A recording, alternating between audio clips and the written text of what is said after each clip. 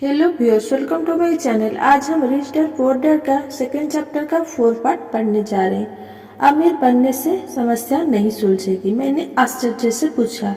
बिल्कुल नहीं, मुझे दूसरी भावना, इच्छा के बारे में अपनी बात पूरी करने दो। कुछ लोग तो इसे लालच करते हैं, परंतु मैं इसे इच्छा कहना ज़्यादा पसंद करता हूँ। ये बुरा नहीं है कि यह हमें किसी बेहतर, ज्यादा सुंदर, ज्यादा सुखद या रोमांचक चीज की इच्छा रखे। लोग इच्छा की वजह से ही पैसे के लिए काम करते हैं। उन्हें सुख के लिए भी पैसा की जरूरत होती है, क्योंकि वे मानते हैं कि पैसे से सुख खरीदा जा सकता है। परंतु पैसा जो खुशी देता है वो अक्सर पल भर की होती है। उन्हें ज्यादा खुशी, ज्यादा आनंद, ज्यादा आराम, ज्यादा सुरक्षा हासिल करने के लिए और ज्यादा पैसे की जरूरत होती है। इसीलिए वे काम करते रहते हैं और ये सोचते रहते हैं कि पैसा डर और लालच से परेशान उनकी आत्माओं को शांत कर देगा। परंतु पैसा ये काम नहीं कर सकता। अमीर होने के बाद भी नहीं? माइक ने पूछा।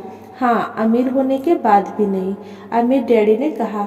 दरअसल से अमीर लोग इच्छा के कारण नहीं, बल्कि डर के कारण अमीर होते हैं। वे सचमुच सोचते हैं कि दौलत हो तो पैसे ना होने का डर, गरीब होने का डर खत्म हो जाता है। इसीलिए वे ढेर सारी दौलत जमा कर लेते हैं और तब जाकर उन्हें पता चलता है कि उनका डर और बढ़ गया है। उन्हें अब इसके खोने की चिंता सताने लगती है। मैं ऐसे दोस्त को जानता हूँ जो बहुत सा पैसा होने के बाद भी काम में जुटे रहते हैं। मैं ऐसे लोग को भी जानता हूँ जिनके पास आज भी करोड़ों की दौलत है, परंतु वे आज उससे भी ज्यादा चिंतित और परेशान हैं जितने वे अपनी गरीबी के दिन में थे। उन्हें इस बात का डर है कि वे अपनी सारी दौलत खो देंगे। अमीर बनने से पहले जो डर उन्हें सता रहे थे, वो अमीर बनने के बाद और भी बढ़ गए हैं। दरअसल उनकी आत्मा का कमजोर और जरूरतमंद हिस्सा अब और तेजी से चीख रहा है।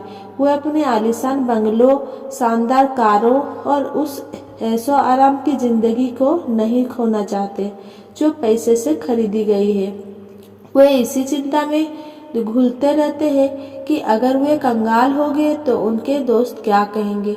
इसी चिंता की वजह से कई लोग तो न्यूरोटिक और कुंठित और हो चुके हैं। हालांकि वे अमीर दिखते हैं और उनके पास पहले से ज्यादा पैसा है, तो क्या गरीब आदमी ज्यादा सुखी होता है? मैंने पूछा। नहीं, मेरे हिसाब से तो ऐसा नहीं है, अमीर डैडी ने जवाब दिया। पैसे से दूर रहना भी उतना ही बड़ा पागलपन है जितना कि उसके पीछे भागना।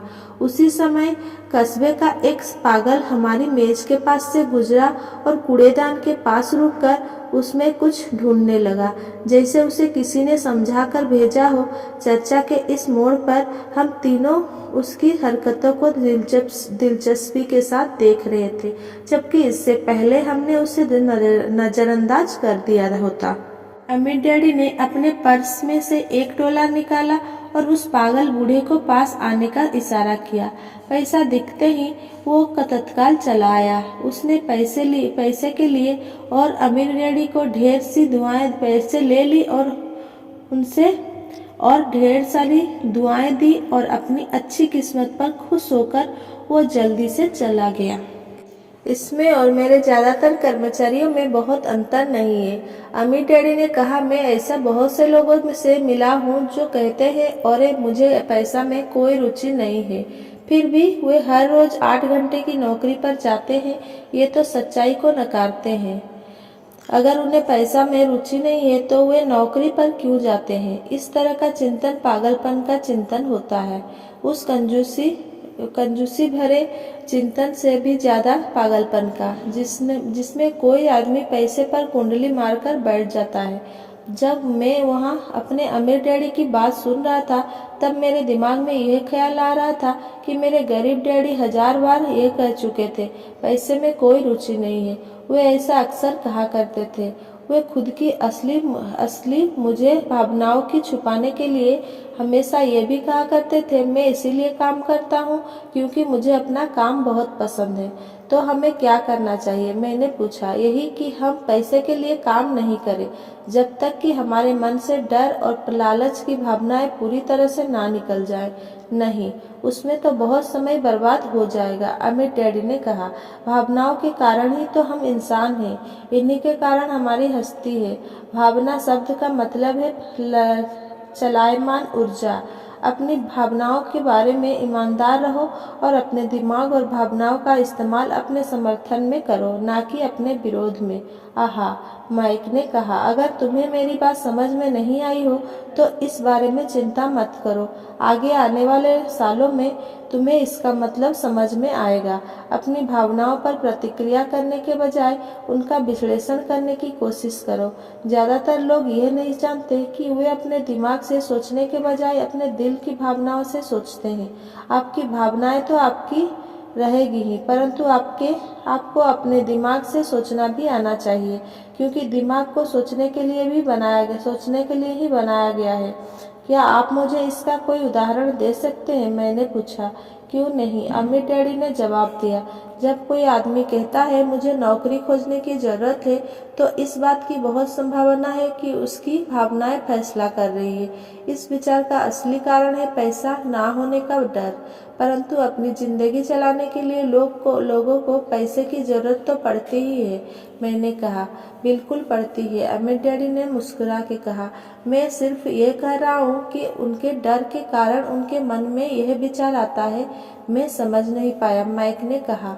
अमित डैडी ने कहा, अगर आपके मन में पैसे की कमी का डर जाग जाए तो तत्काल नौकरी ढूंढने के लिए दौड़ मत लगाइए, ताकि कुछ रुपए के सहारे उस डर को मार दिया जाए।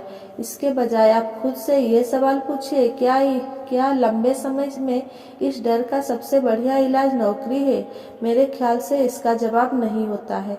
खासकर जब आप किसी आदमी की पूरी जिंदगी को देखते हैं। नौकरी दीर्घकालीन समस्या का अल्पकालीन समाधान है। परंतु मेरे डैडी हमेशा कहा करते हैं, स्कूल में पढ़ो, अच्छे नंबर लाओ, ताकि तुम्हें एक सुरक्षित और अच्छी नौकरी मिल सके। मैंने हड़बड़ी में बोल ही दिया, हाँ, मैं समझ सकता हूँ कि वैसा क्यों हो कहते हैं।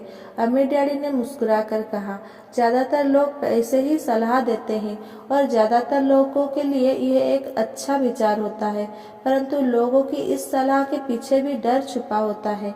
आपका यह मतलब है कि मेरे डैडी ऐसा इसीलिए कहते हैं क्योंकि वे डरे हुए हैं? हाँ, अमित डैडी ने कहा। वे घबराए हुए हैं कि शायद तुम पैसा नहीं कमा पाओगे और समाज में फिट नहीं हो पाओगे। मुझे गलत मत समझना। वे तुम्हें प्यार करते हैं और तुम्हारा भला चाहते हैं, और मैं सोचता हूँ कि उनका डर सही भी है।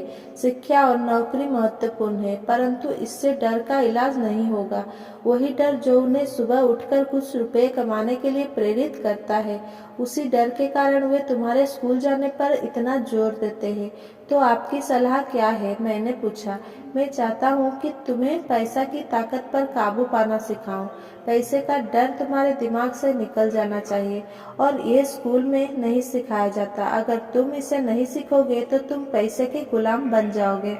अब उनकी बातें मेरी समझ में आ रही थी। वे हमारे विचारों को ज्यादा व्यापक बनाना चाहते थे। वे चाहते थे कि जो मैसेज मार्टिन नहीं देख सकती थी, उनकी कर्मचारी नहीं देख सकते थे, या मेरे डैडी तक नहीं देख सकते थे, वो देखने की योग्यता हम में आ जाए। उन्होंने जो उदाहरण दिए वे उस समय कठोर जरूर लग रहे थे, लेकिन मैं उन्हें कभी नहीं भूला। मेरा नजरिया उस दिन बहुत बड़ा हो गया था। अब मैं उस जाल को देख सकता था जो ज्यादातर लोगों के सामने बिछा होता है।